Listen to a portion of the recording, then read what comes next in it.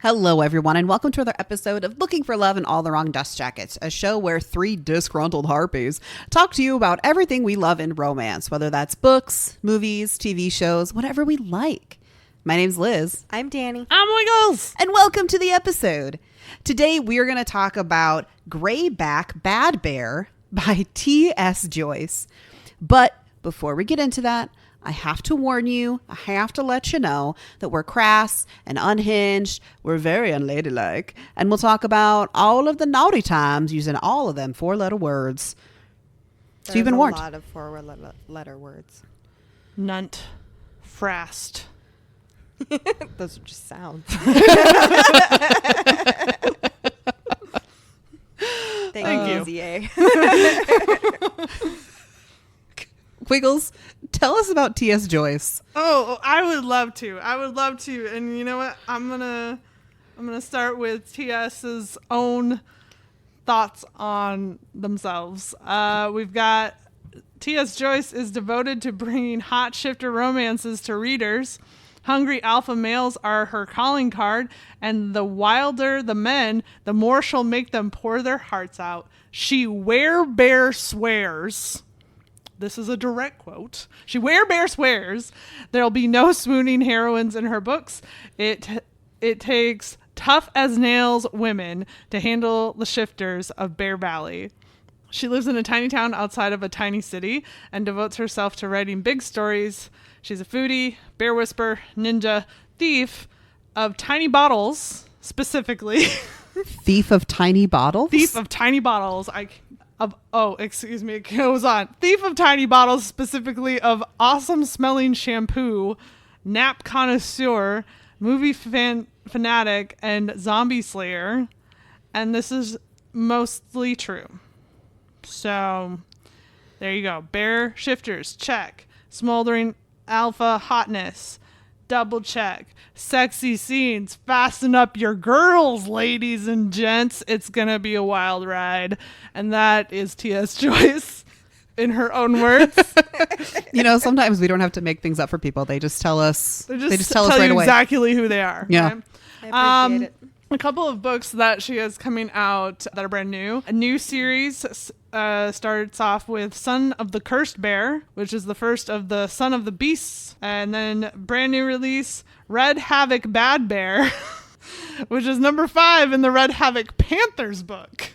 So, you know, the twists and turns of this universe are something to be held. So if you Google T.S. Joyce, one of the first things that comes up is an official reading list of T.S. Joyce on Amazon.com. So check that out if you're confused, because it's all there. Well, you really didn't help the confusion there. What? I told you where to find the list. You want me to read it? No, I don't. I cannot say that many B's over and over and over again without, like, honestly. I'm sparing all of us here. So, Danny, what is this book about? Okay, so this book, Grayback Bad Bear, I never have an issue with it. Also, what book is this in the series? This is Numero book 1. uno. All right, there we go. This is book 1. Because I've done that to you before, and then y'all were like, what the fuck, Danny? Where are we? Sorry. Anyway, so Grayback Bad Bear is about a group of bears that are lumberjacks. Bear shifters, not Yes. cute fuzzy bears in flannel. Although I'd read the fuck out of that. I would too. I mean, actually. obviously remove the smut, because I would feel weird about that. I don't need Paddington getting down, okay? But, like, I would read that. Anyway, so bear shifters that are lumberjacks, they all work on one crew together because they're all kind of the broken bears that they're not welcome in other crews. Wiggles, shut up. I'm sorry, but all I can think is, like, they're the bad Care Bears. Oh, no. That was a visual that got in your head. Yes, one of them's Grumpy Bear, right? Obviously. Yeah, it's Easton. Yeah, and then they all just like splash their stomachs with their trauma. All right. So they are all the bears that really couldn't be put in other crews. They can't cope, essentially. And then our lovely heroine, Willa, who was just supposed to be going on a girls' trip. She graduated college. The girls are going out. It was a pact they made when they were like in fucking middle school that after they graduated college, they would take a girls' trip, and the girls tricked her into going here instead to Sarasota because they wanted to fuck bear shifters. Yeah, I was not prepared for shifters to be like out in the world. Oh, yeah. And yeah, the shifters are out in the world. They have to register and everything. And so she's all pissy with them and everything because she's considered like kind of the ugly duck in the group and everything. And she really hasn't been a part of the group for a while, but she's like, what the fuck? I'll go on this trip with them. Well, she's an asshole. She's pissed. Well, no, she was a little. She was a little bit to him because he didn't do anything to her, but she's pissed off at them, and she runs into Matt because he was approaching the group of what she calls the bombshells, and runs into him, and then she kind of lashes out at him, and he was like, "Oh, who are you? You're kind of fun, and let's discuss." So the thing with this book is it's like just shy of 200 pages, which like you can't do a lot with that. No. And I feel like the author still really tried, which I appreciate. I still really I appreciate that there's backstory. I just wish that maybe the backstory could have been fleshed out a little. Just give me like 20 more pages so that I understand the world. I will say it was kind of a trend when this book particularly was written. Yes. That they were much more short and not as fleshed out. I've read others of her books, and they are a little more so.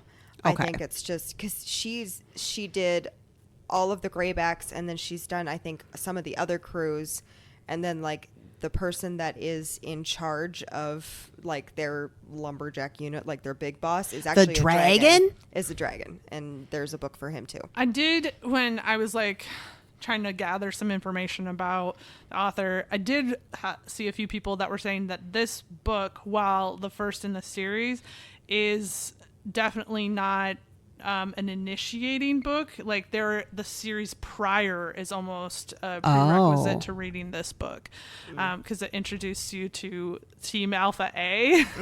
Because they have the. I'm like, who's B though? Like, that's my confusion. They kept being like, well, we're Team C, and it's like, okay, but you guys never mention who Team B is. Like, right.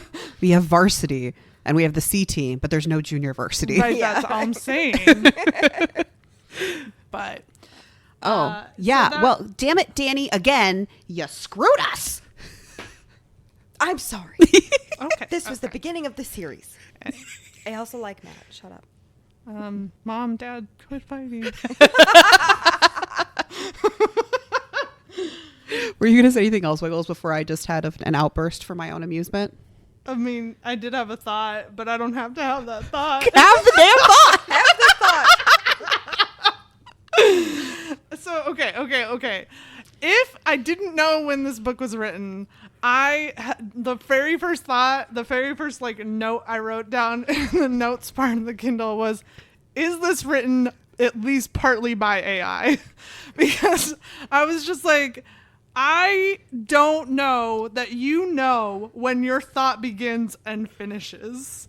So this one was really hard for me to read because I was like, I don't know if you know where we're at, but I definitely don't. So this one was tricky. Some of the dialogue was clunky. Like, not necessarily that like a single line was clunky. It would just be like out of nowhere dialogue. And I'm like, wait, how did we get here? What's happening? Well, there were times where I was like, your sentences don't, like, you had a flow, you had good, like, your sentences were doing something, and then it was just like abruptly, this doesn't make sense, but I'm gonna force it in there because I think I have a good line or something like that. And I was like, but is this AI? Because that's how AI writes, where they'll be like, some things make sense, and then its business boss boy is very upset because his business boss dad is very upset as well. And you're like, what?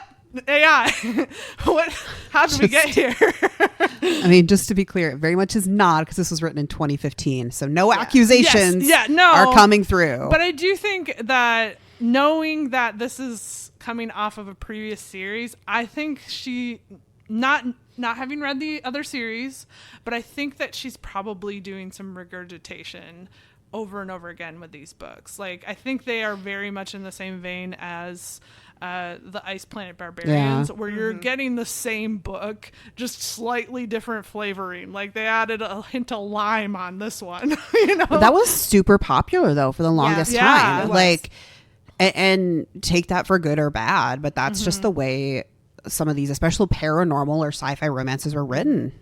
Well, there's such a pressure on people to churn them out. Like I said, she's got 3 brand new books all coming out.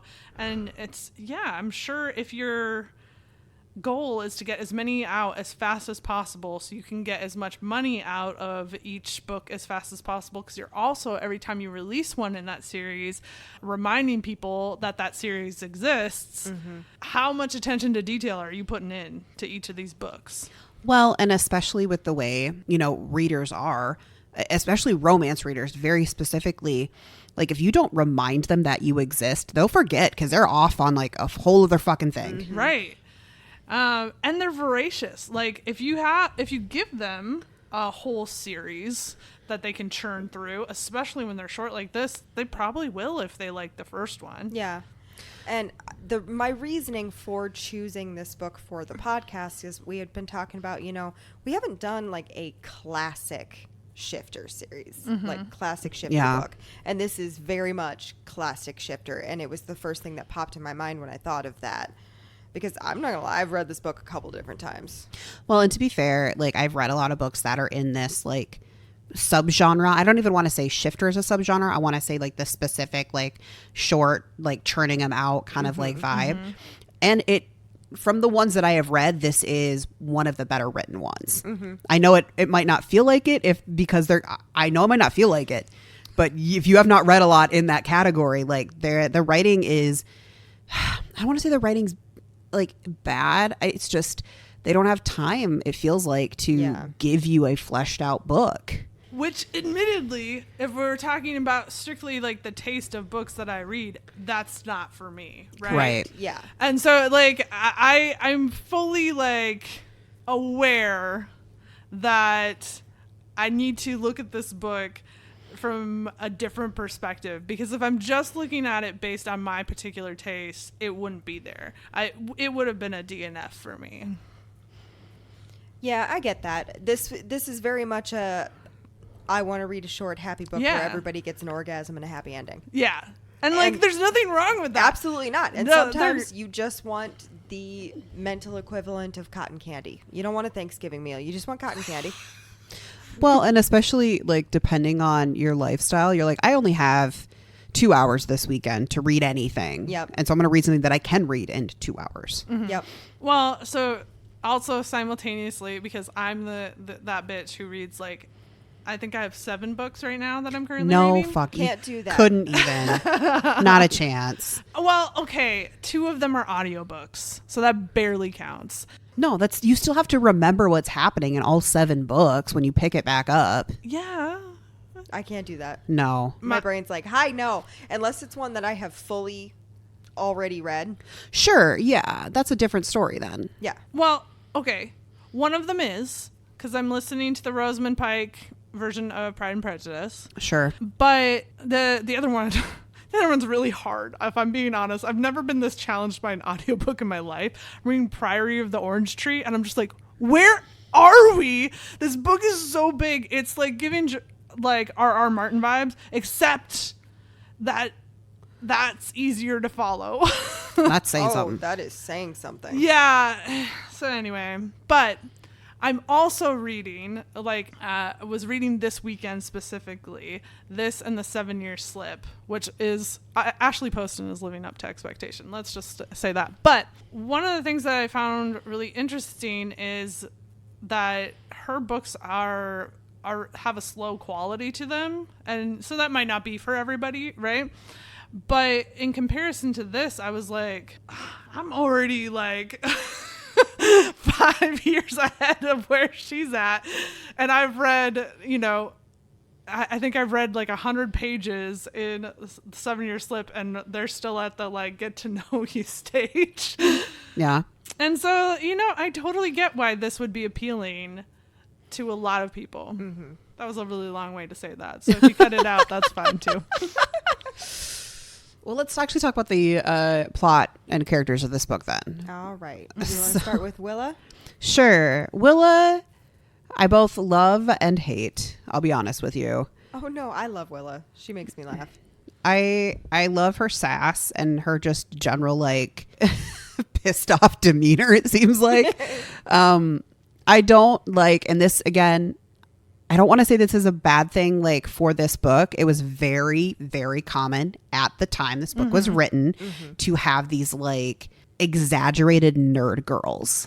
And the version of exaggerated nerd girl that is, I'm not like other girls. Yeah. Oh, and also I'm a virgin. God. That was probably the plot point that I think I was the least a fan of. Everything else I was like, okay. And I was like, I'm a virgin and proud. You had to say it that way.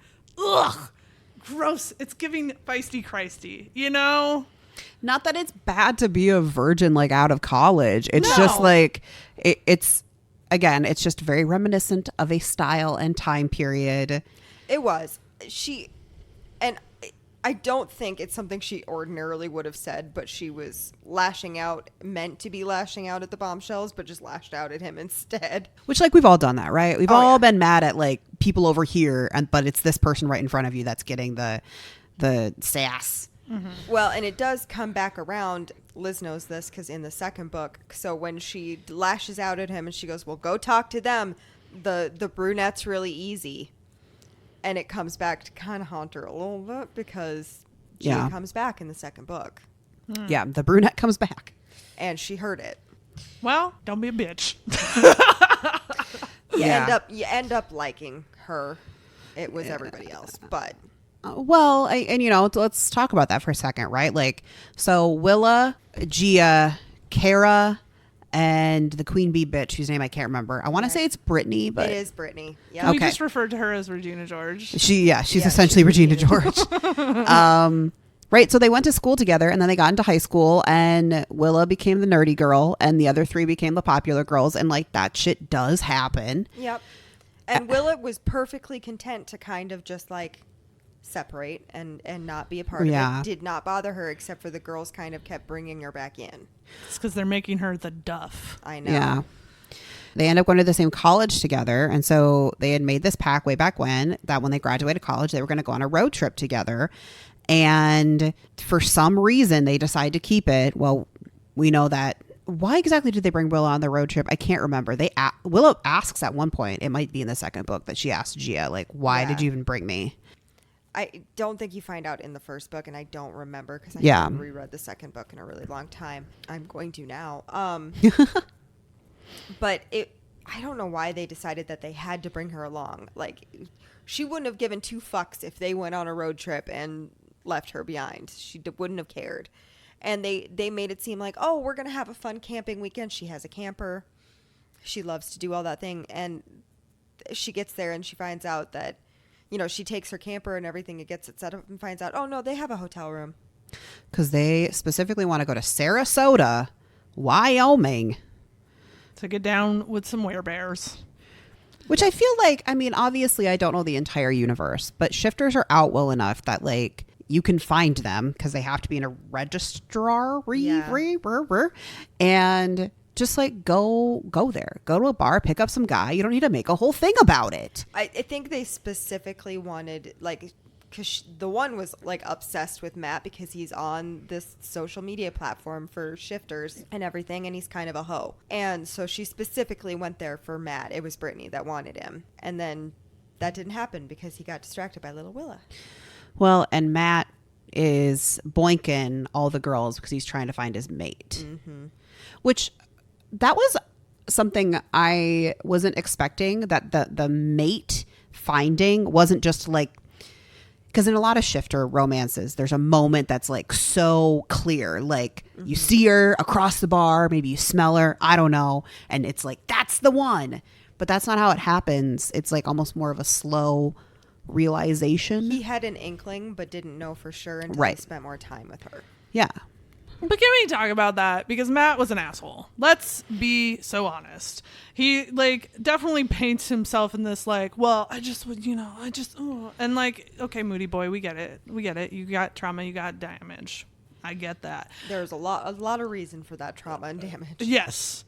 But like the way he approached it was, I'm going to lean on all of your insecurities and then say, let's just be friends on top of it. And then later on, when I finally feel like being honest, I'm going to be like, guess what? We're actually like, so I'm in love with you. And it's like, I would have told him to fuck off. Like, I don't care. I would have been like, you earn it, bitch. Get out of here. But that's me.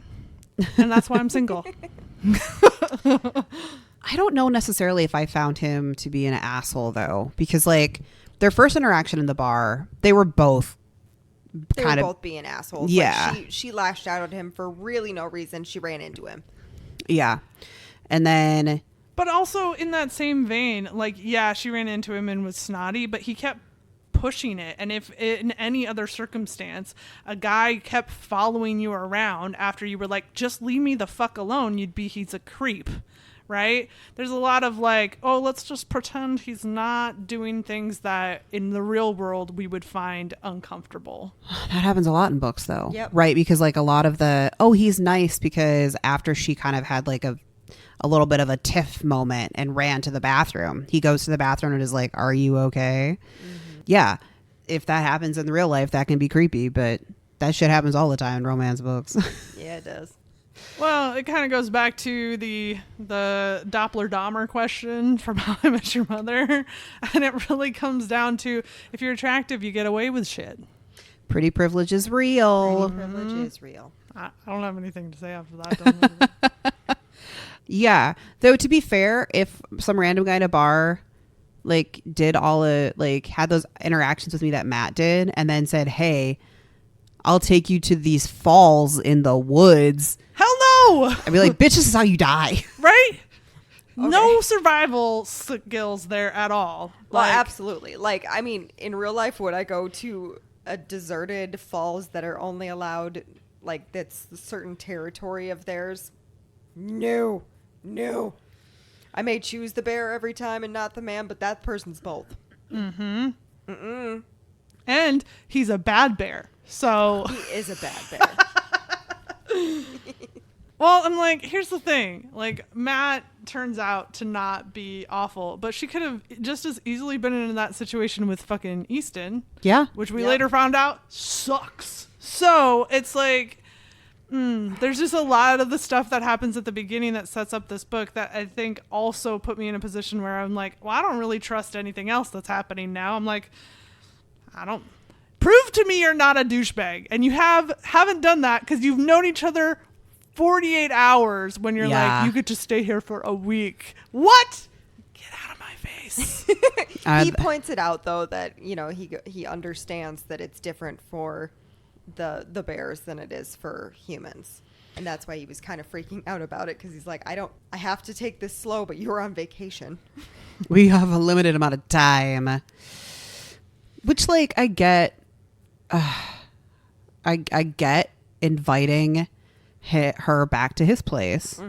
Like, after he had already been to hers, which is just her camper. But Willa, again, this is another one of those moments where, like, I just want to smack the woman. You don't go to a random guy's fucking trailer park in the middle of nowhere. You don't do it. No. Full of lumberjacks. See, this is why, like, what I desperately need is a shifter romance where the heroine reacts in a way that makes sense. Where you go, what the fuck? And that's the obstacle they have to get around. It's not like weird trauma coming from the left to take you out. It's okay, but no, sir, this is weird. You have to understand why this is weird. Okay, we need to go about this in a way that makes sense. It is very much what I want in reality and what I want in books are two completely different things. Right, but I want that in a book. I want a book where she goes, about that. This is weird. Okay. All right. Well, since we did just talk about the trailer park in the woods, do we want to talk about the other boys a little bit? Sure. I love the other boys. I know. I love Jason and Clinton. Right, mm-hmm. Clinton? One of my favorite, I guess, like tropes or common things in a book is when there's two, like, not the main characters, but like the main character's best friend. It's like two, like, just kind of dumb bros. I love those sweet dumb boys so much. I love their banter with Willa. I love that. I think it's Jason at one point. He's talking about, well, you graduated college. You probably think, you're probably real smart, blah, blah, blah, blah, blah. And she goes, oh, yeah, I majored in micropenises. Thanks for the research this morning. Yeah. Because he just like walked out naked while she was there. Just all of their interactions with her are fun and sweet and joking. Yes. Though, to be fair, like, Matt really should have warned her. Oh, yeah. Especially when he walks out and Jason's just standing there naked. He should have, like, turned around and went, hey, my friend just walks around naked sometimes. Well, and I will say, his blood was not in his head at that time because he was getting whistled at to go to work. It was the 10-minute whistle, and she was like, right, cool, fuck me. 5-minute challenge, let's go, bro. Which I kind of liked. I was like, oh. That's so mean and so funny. Well, it's also a bold assertion considering you got boned down for the first time last night. That's true. Like, girl, don't you get sore? Yeah, especially because apparently Matt's very large. He's got a package worth noting. Mm-hmm. As most people in romance books do. Can't overnight that. No. Okay? Well, nobody wants to read about, like, an average penis. It's not... It's not the size, it's the motion of the ocean. Yes. Yes, dear. Anywho. Okay, so back to the boys. So we talked about the two besties of Matt. Yeah, really. my favorite boys. And Creed, we don't really see a whole lot of other than just grumpy boss alpha man. He is grumpy boss alpha man. He does have a nice conversation with Willa at the falls to try to make her feel a little better because Matt's being an asshole. That was when Matt was being an asshole. Yeah, Matt was being an asshole there. Yeah, that's what I'm saying. 100%. Like, I don't remember everything. Reason for her to believe that he's gonna be a nice guy, and then because it's immediately after that where he's like, "I hated doing that." Then don't do it, dumbass. Yep. She flat out tells him though. She's like, "Here's the thing. I will walk right the fuck away if you don't knock this shit off."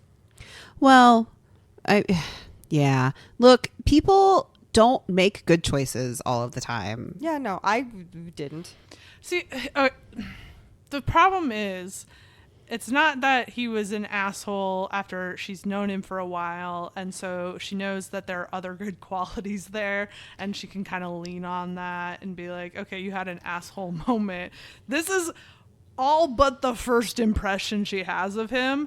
So there's no evidence to support sticking around when he's like, yeah, I'm super into you. I would have been like, wow, you should have thought of that before you tried to fuck my friend in front of me. That's super weird. Okay?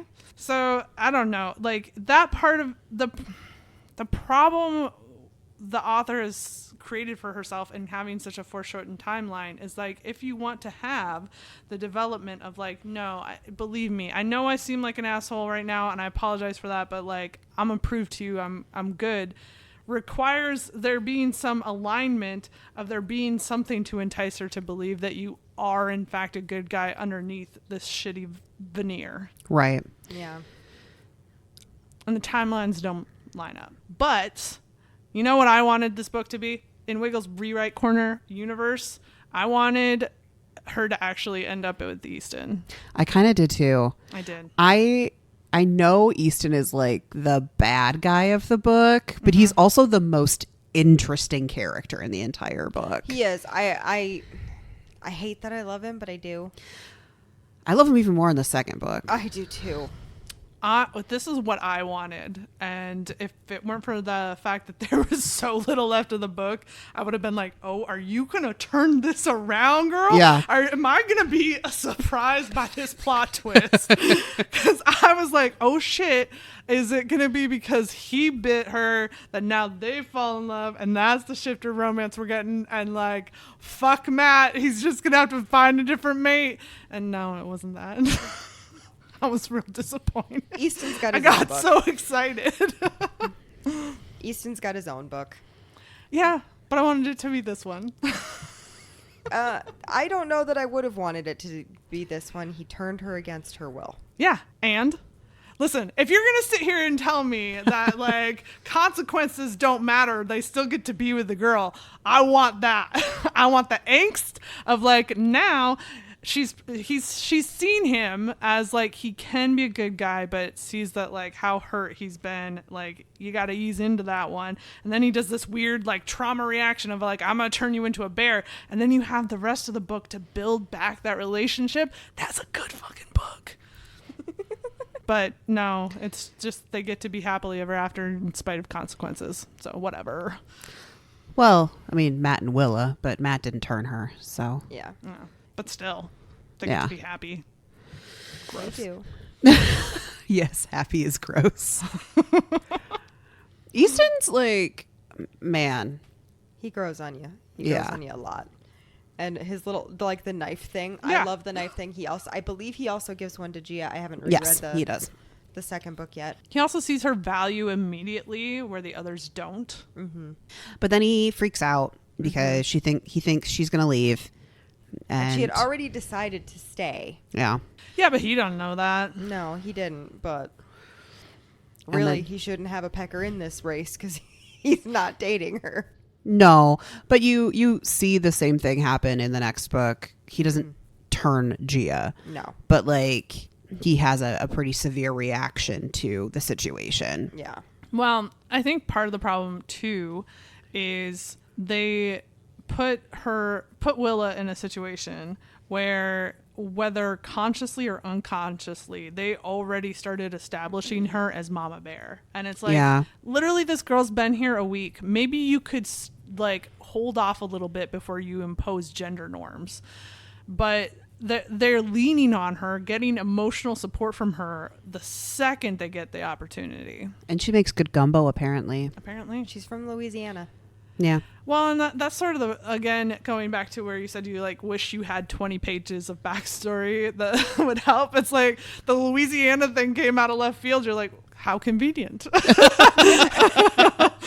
Well, and then, I mean, we're here, right? So I'll just talk about like Willa's backstory, where her mom and her grandma both died within like a week of each other. Mm-hmm. And so her dad has kind of been a shell of himself, and she kind of had to like raise herself a little bit through high school. And then Matt was abducted at like 6 and basically held in a government research facility where they tortured. Called the Menagerie, which is just ew. Yeah. I don't know why that made me ick so hard, the fact that it's called the Menagerie, but I was like, oh, ew. But like, if you're going to put that stuff in books, if you're going to make these really complicated like backstories for people, give it to me. Just fucking give it to me. The whole thing. They still don't explain how he got out and got out with other kids. Yeah. No, that there was a lot of like, I'm gonna give you this whisper of an idea, and it's gonna be passed along through telephone because you're not gonna get it all from the same person, and that's it. That's what you get, and it's like, oh, okay, and like, hey, it's a smart tactic because it makes you want to read the other books, right? Mm-hmm. Yeah, I suppose. She's got your number. Liz did immediately read the second book. Yeah. And guess what? You don't find anything about the menagerie in that one. Nope. Creed was not a part of that, so you don't get that backstory. Maybe you got to read one of the other series to find out. Probably. You probably have to read the whole universe to get like the little bits and be like, son of a bitch. Can you imagine getting to the end of it and still being like, I don't know what it is? I'd be so pissed. I'd be like, I'm not coming outside for a little while, guys. I just need some me time.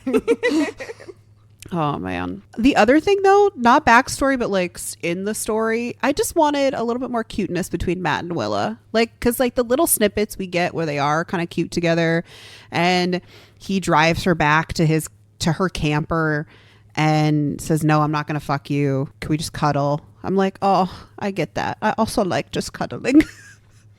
But he doesn't. Matt, one of the very first things that they have, and this was, I called it out on a note. I was like, is this why Danny likes this book? Because Matt doesn't like cuddling, and Willa doesn't like being touched, apparently. But they do cuddle. They do, because they're brought together by the power of a mating bond. I don't know that she actually doesn't like cuddling. One, I don't think she has enough experience to know. Two, I think she just said it because she was trying to give him an out on the friendship thing. Mm. But he doesn't like to be touched because he got tortured essentially from like age 6 to I think when he escaped he was 16. Yeah, like a long time. But like he's out here boinking all the women's. So how does this work? With a shirt on. I suppose if you're just having a hot fuck in the back of the truck, you don't got to get naked. He never brought anyone back to his house. Because Creed said, Alpha Man said, no women's. Mm-hmm. Well, specifically, no potential mates. Yes. And he was like, no, we're just friends. It's okay. Creed's like, liar. You're full of shit. Creed doesn't like seem to want to follow his own rules, because he also said no potential mates or women's is at the falls, the big Bear Trap Falls, which is this whole thing, and immediately brings the bombshells the next day. And Creed's giving, I do as I say, not as I do. Yeah. I do love that he is almost unseated as Alpha by Willa, though. I did find that enjoyable. I wish they'd given us a little bit more reason as to why she's so powerful. Like, they were just like, wow, that's pretty crazy that you're so powerful. Like, wow, man.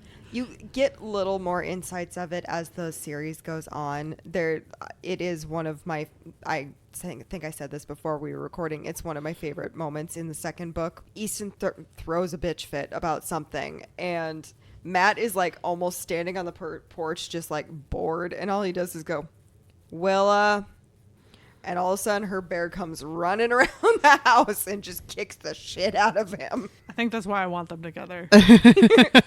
And then he breaks her arm, and like when she transfers back, she's like, damn it, Beaston, you broke my arm. Because they're shifters and they heal like insanely fast. So and apparently the worst is putting your bones back in place. They mentioned that several times. Well, and because part of his punishment for turning Willa against her will was that they were not allowed to fix his bones. He gets a permanent limp. Or has to fix it himself. He has to fix it himself. Yeah. Because if you don't set them properly, they will heal wrong. Which makes sense. Like, if you are essentially Wolverine, but unlike Wolverine, your bones just don't snap back into place. Yeah, they will heal wrong. And then you have to either re-break them or live with it. And he forbade each and every one of them, including Willa, to help him set his bone. Which I thought was bullshit. I was like, fuck you, Creed. If the victim wants to help, you let her fucking help. You don't get to be a dick about that. That's my one thing. Like, I get the point he's trying to make is to make sure Easton, like, always remembers the time that he, like, really fucked up. But also, it should be Willa's choice on that one. I agree. Yeah. But I don't know. Maybe he's also trying to, I'm sure on some level, he's also trying to teach Willa something, because she has to learn pretty fucking quick. Like, this is an entirely new culture and dynamic that you are now in. Yeah. And if you've ever read any sort of shifter shit, it's very specific. And if you kind of fuck with it, everything goes awry. Especially because now she's his second. Yes. Which is pretty cool. Second in command. And Matt's, she can do second in command things. She can do second in command things. God damn it, Wales. Which is a position that Matt and Easton have been fighting over for a very long time. And Willa came in and was like, suck it, bitches. I'm number 2. Yeah, it would be really cool in this book to understand why she's so dominant. And it could just be that she is, because it kind of, that seems to be the general vibe of like some people are dominant, some people aren't, like DNA. But why is she so dominant that she could, because apparently when you're first turned, you change, you shift, and then you're not supposed to be able to again for like a week or so I think it was a month. Yeah, but she did it within like a couple of hours. Yeah, she was just like, she was rage, fucking rage, and she was gonna kill that motherfucker. Which, female rage. I mean, Yeah. I would have killed him. The only reason she didn't kill him is because all of the other bears like piled on her. And I she don't still think almost that's fucking got him. Well, I mean, that's what stopped her initial thing, but like she forgave him pretty quickly, which I'm like, no, girl, I wouldn't have. Do not. Like, you need to have a conversation. There needs to be like groveling, all sorts of things.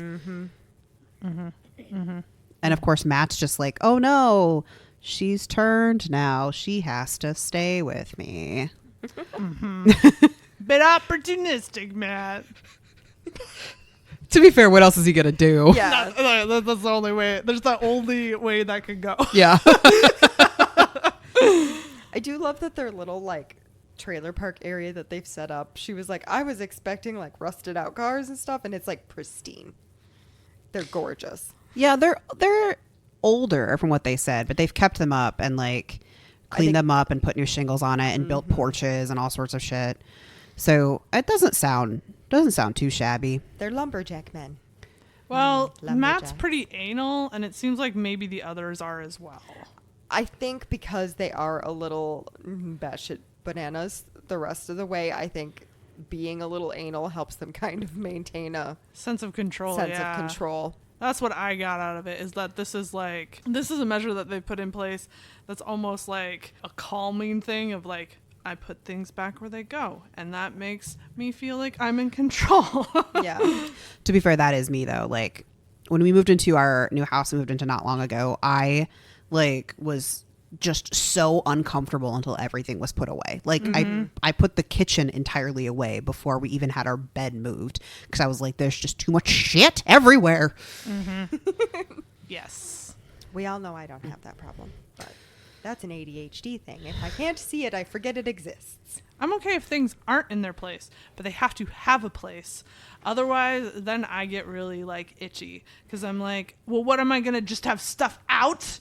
No, I need it to have a place so that when I finally am in the mood to clean, I can. Because if I have to figure it out while I'm cleaning, I'm going to give up.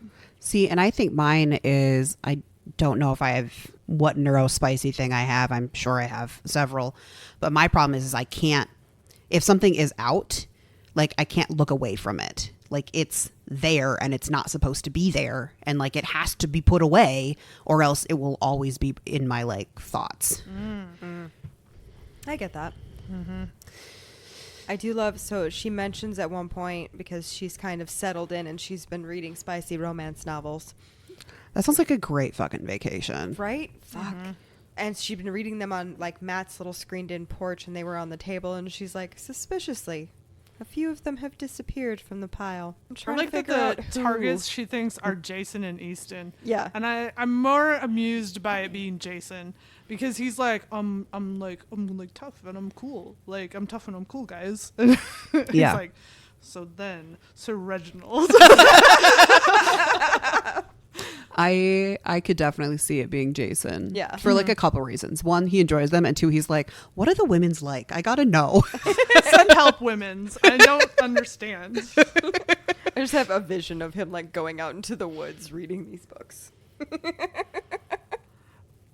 So Liz will know this, but in the game Dragon Age Inquisition, there's a character who she's like the head of what is her position again?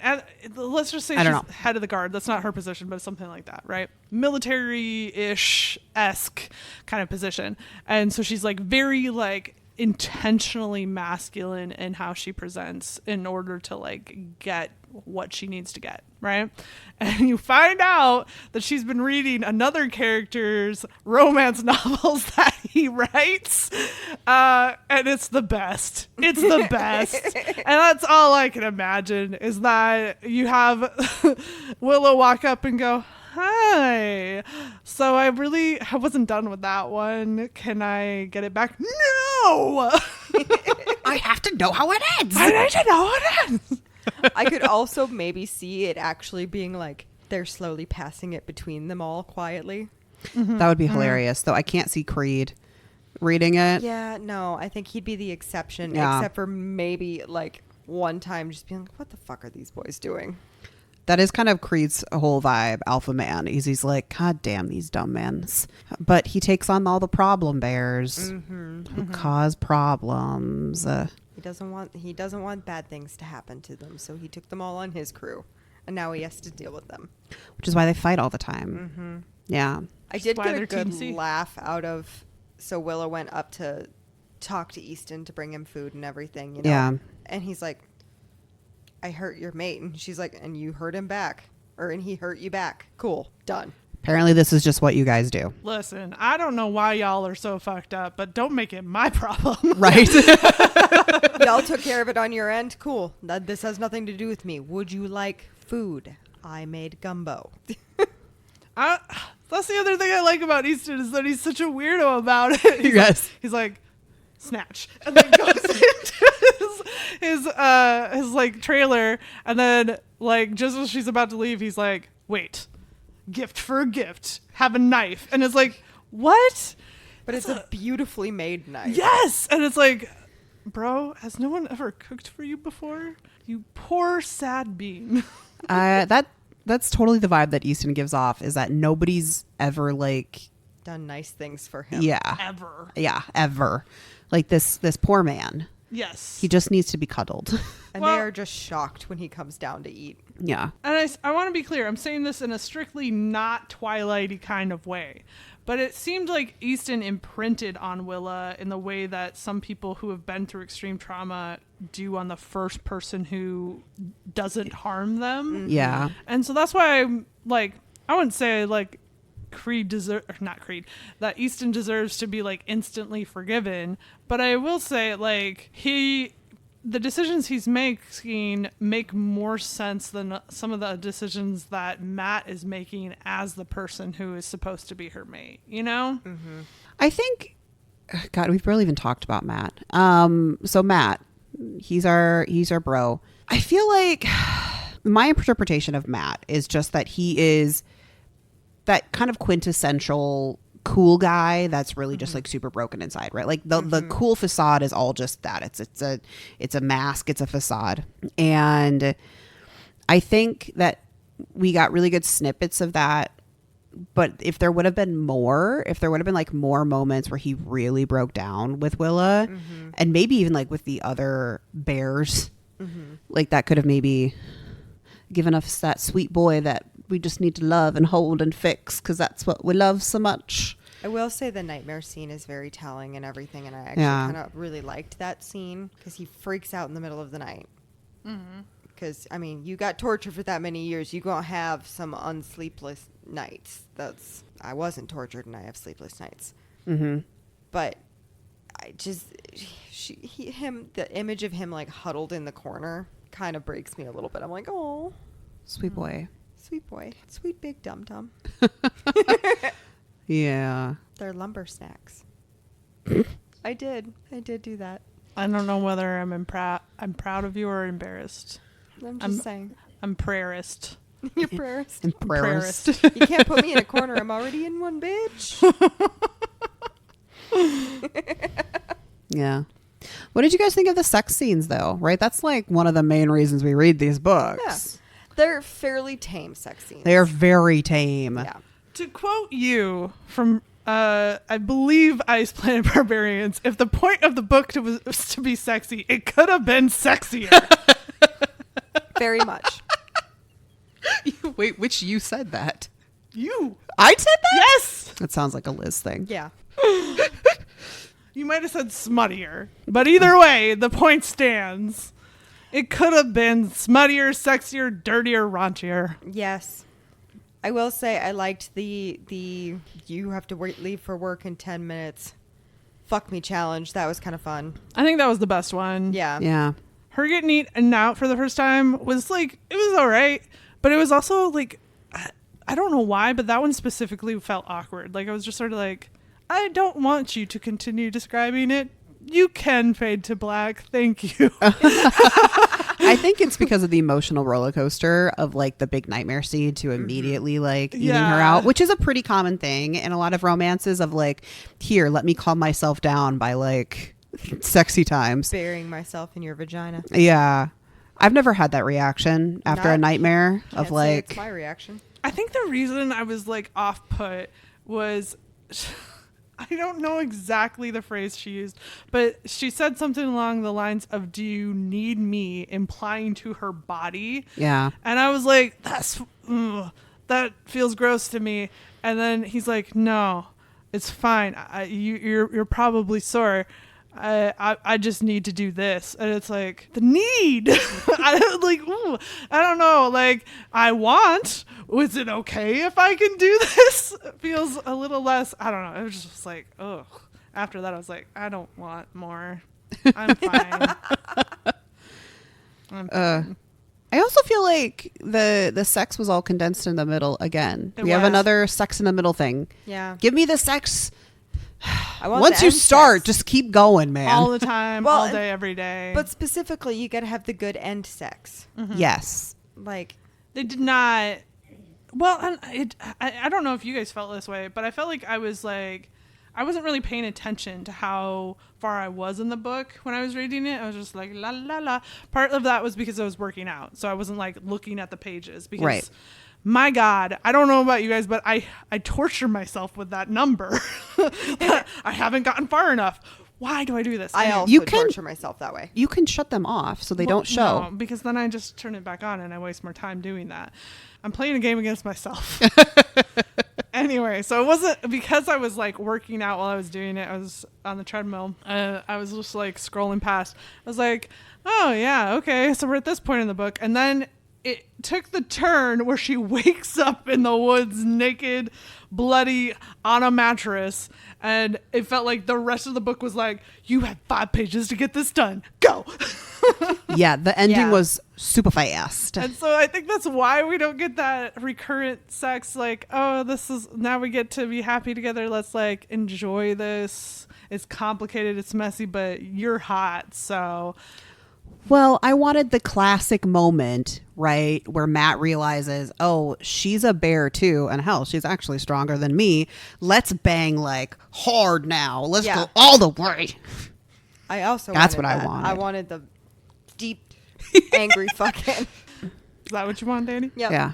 And instead we got like some gentle in the water fucking. Yeah. And I was like, not gentle. It wasn't that gentle. She describes him like turning her around and forcing her into the sand and then thrusting into her pretty hard. So I don't know that it was like that gentle. They just like were in the water. Meh. Meh. Okay, sorry. Wiggles is like, oh my God, these women are freaks. I've read a lot of things and now my expectations are just like high. I don't think I should have showed her deceived by the gargoyle. Look, that wasn't, I mean, like, yeah, it had been a while since I had read a monster romance when we read that, but that wasn't I know. like this like like awakening you think it was. No, I know. I just like to tease because y'all were a little confused. I was mostly just confused by you. Like, it was putting the you in that book together that I was like, how do these fit? You're a sleeper cell. I kind of was. They thought I would be the pearl clutcher of this podcast, and I didn't think it was gonna be me. I'll tell you that. Oh my God, it is though, isn't it? It is. Okay, so here's my question though. Not necessarily if you were in Willa's situation, but let's just say you were in this world where you know shifters exist. Would you like want to be turned? That really depends on what you're being turned to, right? Like if you're a Yeah. shifter goldfish, that'd suck. I do know at one point there's a gal who's a raven shifter. And That'd be honestly, badass. that'd be pretty fucking cool. yeah. I think that'd be more useful than being a bear, honestly, if you think Yeah. about it. It all really depends on the animal, because like they made a random joke about, she was like, well, it depends on what kind of bear. If you were a panda bear, I'm sorry, I'm out. And I agree, because while cute, they are stupid. Also depends on the culture too, right? Because like, I don't need to go into the culture that was in obsidian feathers. Yeah. Right. I don't want that for me. I really don't have it in me to kill people. I think like if it came down to self-defense, I'd be like, this is really touch or go. I might not be able to defend myself. So that doesn't really appeal. But, I don't know. What if you're just like a bear? What if you were specifically this book and a bear? I could be down with being a bear. My problem is that I'm like, I don't want to be in a relationship with you, though. Well, I'm not saying that it has to be like a mating situation. Perfect. Cool. Just like if you had a way to do it, I would just want to do it because it sounds like you don't get sick and your body doesn't hurt so damn much. Well, except for when you break your bones. Well, don't do that. Well, I've only done that once, and it was my ass. Well, don't break your ass. Yeah, don't do that. It hurts. It sucks. I think, okay, the other way to think about it too is, are you beheld to this like alpha character, right? Or are you just somebody who can shift? Like thinking about a series that I like called the Mercy Thompson series. She's a coyote shifter, and she can pretty much just shift whenever the fuck she wants, and she doesn't have to adhere to all of the alpha politics, right? Right. Mm-hmm. Until she marries into it, but that's a whole other thing, right? Meanwhile, her neighbor, who's a fucking werewolf, is the alpha of the pack, and he has to be in control of everything, and it's like this whole thing where like, if you step to me the wrong way, fuck man, we got a challenge here, right? I don't want to do that. That's sounds like a lot of work. Can I just go live in the woods? I'd rather be a witch in the woods. I would like to be a witch in the woods. Nah. I don't know. Being a shifter sounds really cool. I think the best like shifter scenario, minus the circumstance that he finds himself being able to shift in, is Bran in Game of Thrones. He can like enter the body of these animals, right? Mm-hmm. That's not really being a shifter then. Well, it's shifting your conscious into a body. Right. That's like astral projection. Whatever, astral, man. you It's know. like, it's cooler. Because you can be multiple animals. Yeah, except for then your body is exposed to a lot of danger. Uh-huh. He's got servants for that. Oh, Hodor. Yeah. Look, not all of us have consumed all of the Game of Thrones. It hurt my soul. That was emotionally devastating in that moment. I read the books, some of them, 3 of them. Anyway, coming back. Yeah. So I don't know about you guys, but I think it's about that time. It's that time for ratings time. Ooh, you put a little pepper on it that time. Mm. Oh. Ah. Well, I can kick us off. Okay. Kick off. No, I can't. Bam, bam, bam, bam, bam, bam. Okay, so what's your guys' spice rating? 2. It's not much. Yeah, I was thinking a 2 as well. For such a short book that seems to be focused around spice, it's pretty low on the spice. So I'm going to bring it around town with another 2. All right. Romance? They don't have a long enough relationship for it to be a super romantic book. No. They have some really cute moments. I will say that. I for whatever reason, my little heart goes all pitter patter when he calls her nerd. I was thinking the same thing. I call my husband weirdo all the time. So like it's one of those like, I don't know, cute silly little things. Yeah. Mm-hmm. So I'm also gonna give that a 2. That feels fair. Yeah. I'll concede to the 2. I'll align myself. I'll ally with you on this one. Because, like, here's the thing. Did they have enough time to have romance? Not a lot. Like, I think by the end of the book, they've known each other 10 days. Right. Yeah. So, they got in what they could overall. Overall, I gave it a 3.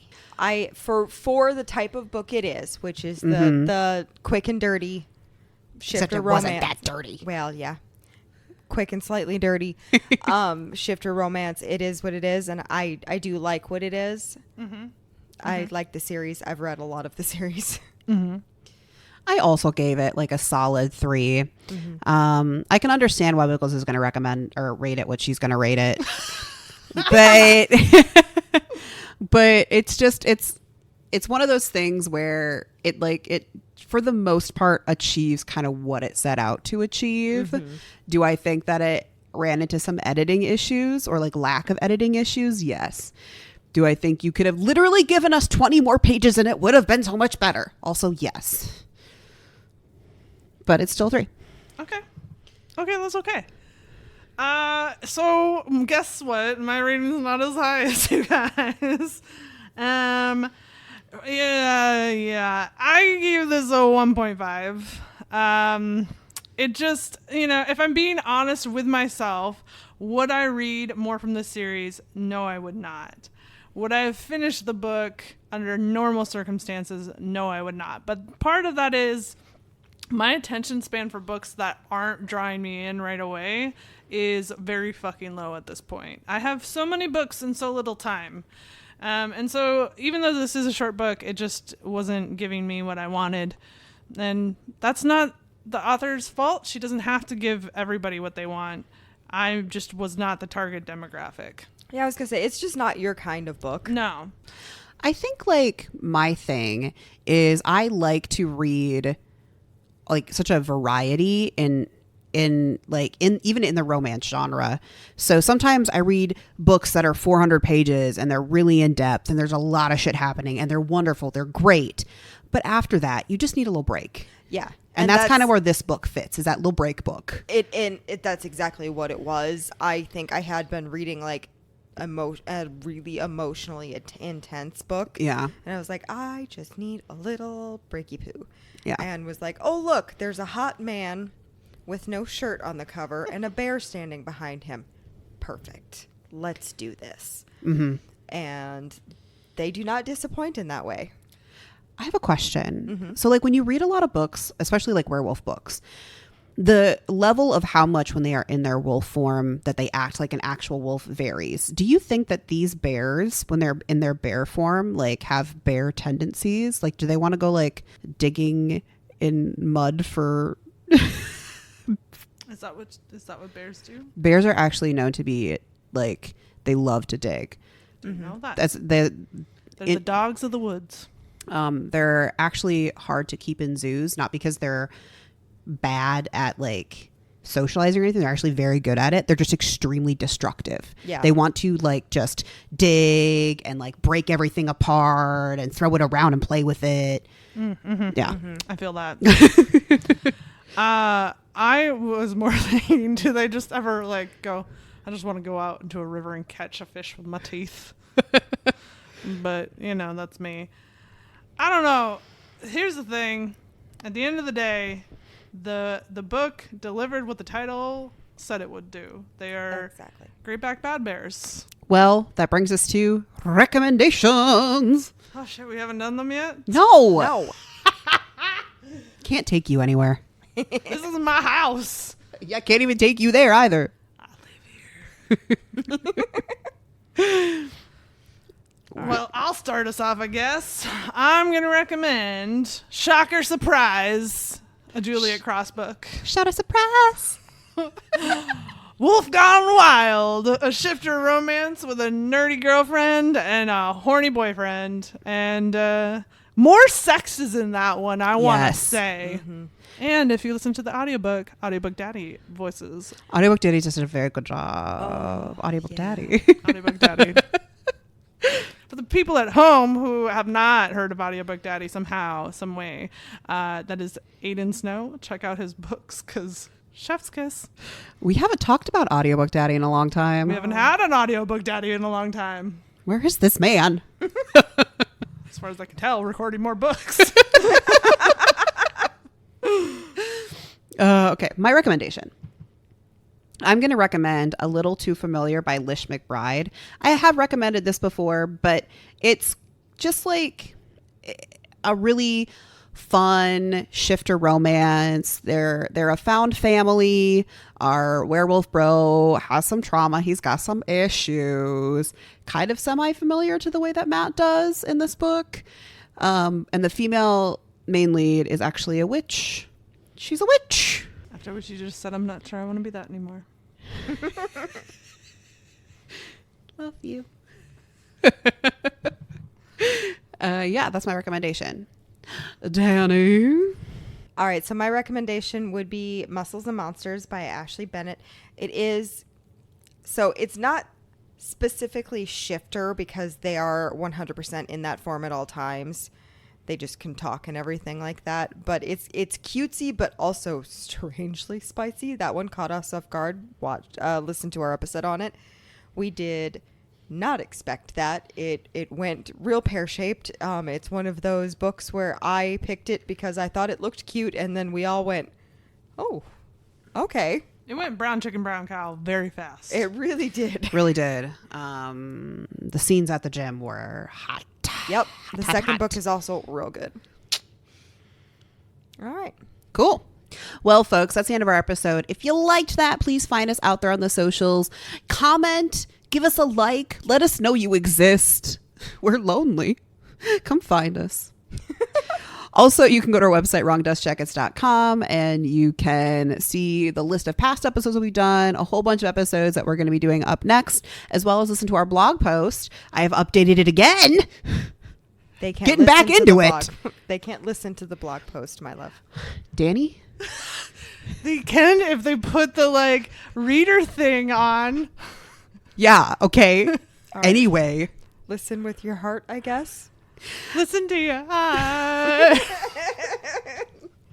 Anyway, whatever podcast app you're listening to, it would really make our lives so warm and happy and fuzzy if you could give us 5 stars or a like or a comment, whatever is available to you. Yeah, it would be fantastic. That's all I've got. Bye, y'all. Bye-bye. Goodbye.